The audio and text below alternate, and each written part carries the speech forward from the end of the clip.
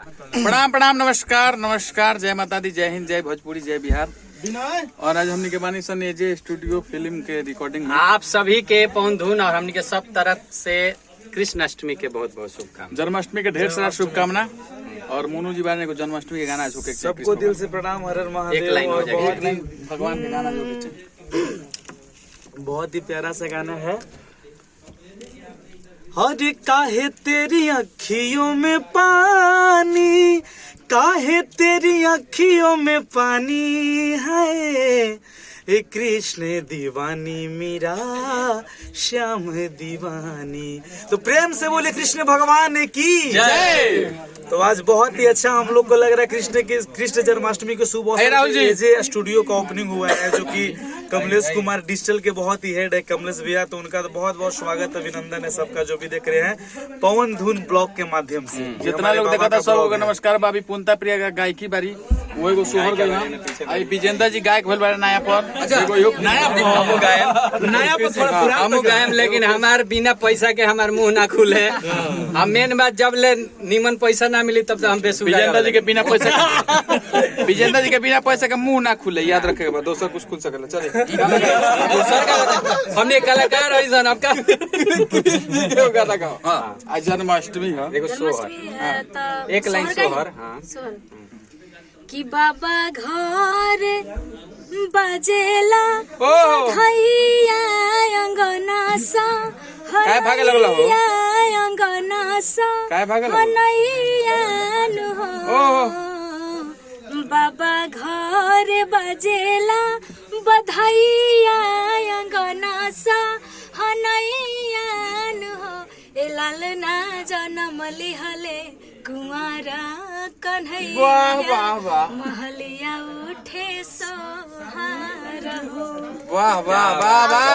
और ढेर सारी शुभकामनाएं। इनके गुरु हमारे सारू भाई बगल में है। बोली कुछ रहो कराए हम कराए कि हरे राम कृष्ण बने मनिहारी पहिर के सारी।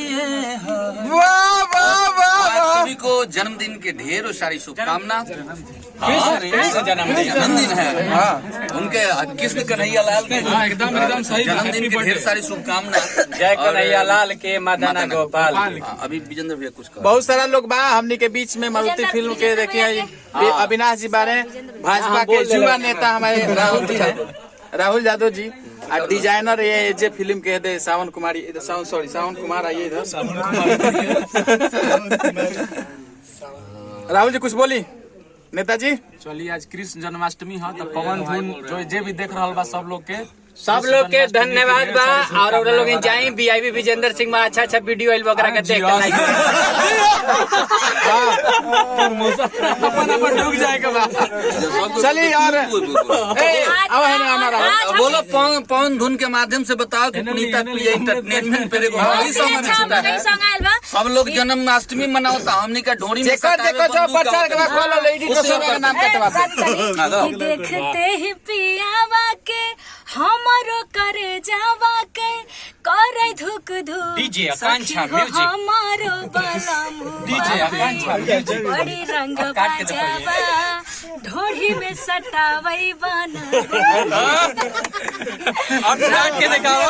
और आज जन्माष्टमी गाना ही करती है स्टूडियो का भी प्रचार करें। और ये जे उपस्थित है एजे रिकॉर्डिंग स्टूडियो। बोला हो भीमलाल जी अभी बोलिए। ये जो स्टूडियो है कमलेश कुमार जी ये स्टूडियो मैं उन लोगों के लिए खोला हूँ जिनके पास पैसे की कमी पड़ जाती है और जिनके साथ ये सब होता है गलत, उनके लिए यहाँ पे आइए और फ्री में कीजिए गाना। उसके लिए कोई चार्ज नहीं होगा, आपको सहयोग मिलेगा और आपको सहायता किया जाएगा उन सिंगरों के लिए जो आगे बढ़ना चाहते हैं।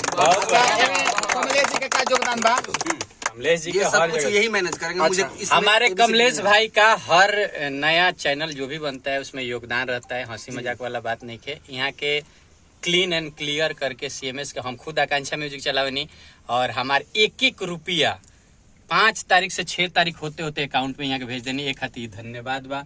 और यहाँ के ईमानदारी से जौन भी काम करे नहीं ईमानदारी से करे नहीं, और ये बहुत कम CMS वाले लोग में बा। ठीक ठीक अभी तक आप लोग डिजिटल में ईमानदारी देखे थे, अब स्टूडियो में भी आपको ईमानदारी मिली। ट्रेंडिंग राइटर हैं, कुछ गाइए इधर आइए आपका गाना। अरे हमारे बहुत ही परम मित्र अब हम सब लोग आई रोका गा के जय मर दे। कि हरे राम राम राम हरे हरे कृष्ण हो कृष्ण ना। बस माने कम से कम महामंत्र का उच्चारण करता है वो शुरू करेगी। हरे राम राम राम हरे हरे, हरे कृष्ण कृष्ण कृष्ण हरे हरे। बोले कृष्ण भगवान की जय। जन्माष्टमी हो वो कौन मंत्र होई बिना पैसा के ना बोलल जाई, ठीक बा। जितना लोग पैसा देनी है उतना मंत्र उतना का बोल देनी। हां 1.25 रुपया दे तो ओकरा के 1.5 रुपया के थोड़ी ना बोलल। अब कमले से 1100 रुपया दिल है कि इतना बतिया बोल देता, हम बोलनी है कि ना बोलनी ना, ठीक बा। लेकिन एक बार तनी सौ रेटवा बढ़वा दी। आई शैलेश जी। पंडित चलिए प्रणाम नमस्कार।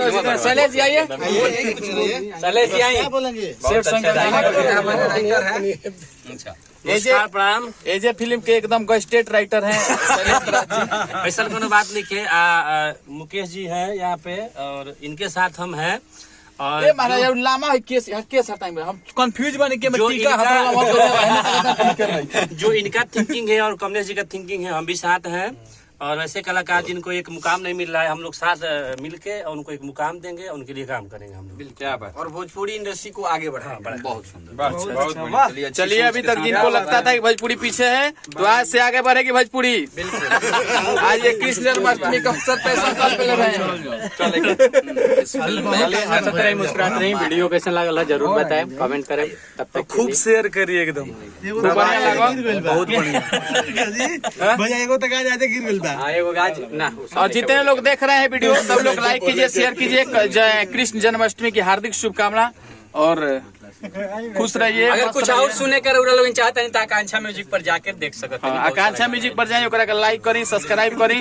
वीडियो ना निमन लगे तो डिलीट कर दी। चलिए जितना लोग बा सब लोग के भाई नाम नहीं बोले में, बहुत सारा लोग बा, बहुत हमारे मित्र लोग बा, बहुत सारा गायक सिंगर राइटर डिजाइनर बहुत सारा लोग बा। और बहुत जल्दी हमने के मोनू अलवेला के साथ गाना हमने के आ रहल बा। बहुत बढ़िया एकदम जबरदस्त। हाँ ARG फिल्म से, ये जे फिल्म में बानी सो, लेकिन ARG फिल्म से आया होता। बहुत प्यारा ये गाना होता। धमाकेदार। हाँ धमाकेदार गवा गइल बा। अब शूटिंग 2-4 दिन में हो जाए। चले नमस्कार, जय माता दी, जय भोलेनाथ, माता दी, जय श्री कृष्ण। जय श्री हर हर महादेव।